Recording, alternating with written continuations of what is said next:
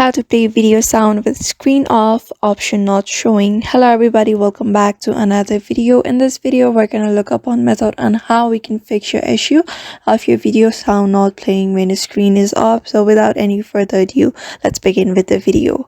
So let's say YouTube is one of the platform from where you want to play a video, but you don't have the feature of YouTube Premium. So you can't really play your video in the background when you turn off the app. So another method is you may just open up a browser onto your device. After opening up a browser, you may just open YouTube.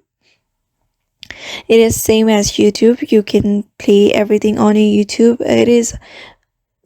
It's just you have opened your YouTube in a browser. So just click on the video that you want to play. After that, when you turn off your Chrome browser, the YouTube video will keep on playing on background, just like that.